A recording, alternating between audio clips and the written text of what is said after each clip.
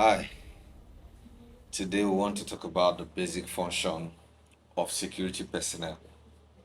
Okay, so whether you want to develop a proprietary security or contract security organization, or you want to employ a security personnel in your house or even in the neighborhood, it is important to first of all identify the tasks that this security personnel will perform, what we call the job description. What is the expectation of this person you are employing? All right, because as it is said, when the purpose of a thing is not known, it's it is abused. All right, so you don't get value for it because the purpose is not defined. So that's what I intend to cover in this series. Okay, so I'll just be picking them topic by topic and we'll just discuss them and hear what you think about this. All right, so the first topic I want to talk about, first important reason people deploy security personnel, or that you will need security personnel, the primary function, the most important responsibility of security forces or security system or security personnel is access control. Yes, access control. The question is, what is access control?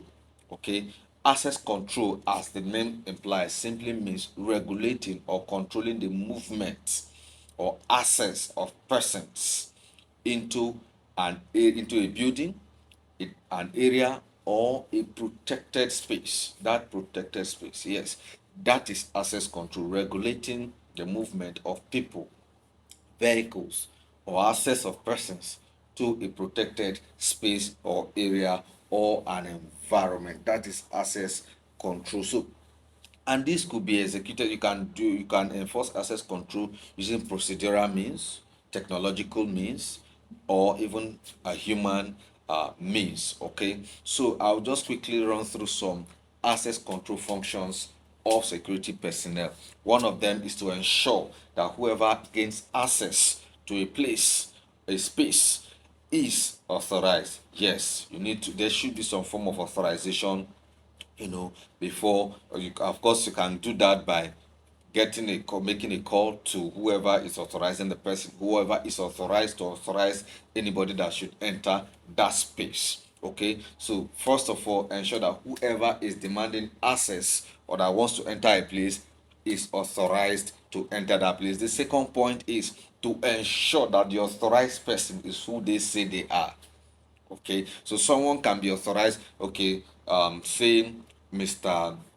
Uh, Mr. X, okay, Mr. X is authorized. We are expecting Mr. S in this facility today. The question is, the person that claims to be Mr. S, is him actually Mr. S? Okay, so we have issues of identity theft, impersonation, and imposters. You understand what I mean? So, as part of access control measure is to ensure that Mr. X, that is the authorized person, is actually who he says he is. How do you do that? They can do that by identifying them with any form of identification. It doesn't have, since even in your personal house, you can say, okay, can I, there should be a form of identification. There should be a way to identify that this is the person that I'm expecting that should come to my place. Okay, so we had I read something in the social media recently of someone that claimed to have come to a place to see a boss to deliver a particular delivery to the security, to the boss, of course, through the security man, and the security man did not confirm from the owner to know if he was expecting any package from anywhere. So, and he just opened the gate, and of course they were actually armed robbers. It was a fake. They were all imposters. So there should be a way to confirm that this person is actually authorized, one, and of course, if the so-called authorized person is who they say they are. The next point is to provide some form of documentation. Of course, for companies, there should be logs for visitors log, customers log, or even a way to take log, clock in for employees or visitors that comes into that. So there should be a form of documentation, documentation or logs, to take down the names of people that came into that facility or went out from that protected environment. And of course, there should be a monitoring system that goes on They help to monitor protected spaces. Yes, they monitor what goes on in that space, who comes in, who goes out, what comes in, what comes out. For instance, if for companies, for instance, what you came into the facility with, is it what you are going out with? If it is not, are you authorized to even come in with those things into that facility? Are those things allowed in that space? If they are allowed, okay, who is responsible for it? Now, if you are going out with something that you didn't bring in, who authorized that? Is that thing authorized to go out? Who authorized it? And all that, so that they can be tracked. These things can be traced. Proper inventory and log for this. So these are many others as some access control responsibilities of security personnel and security systems.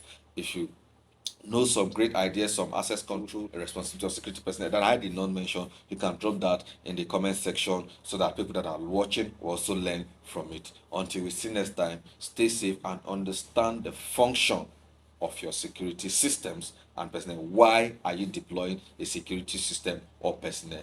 Thank you, and I'll see you when I see you next time. Remember to subscribe, like, and of course turn on the notification bell for any, so that any content video that I'll subsequent videos that I'll share on this series, you'll be abreast with it. Thank you.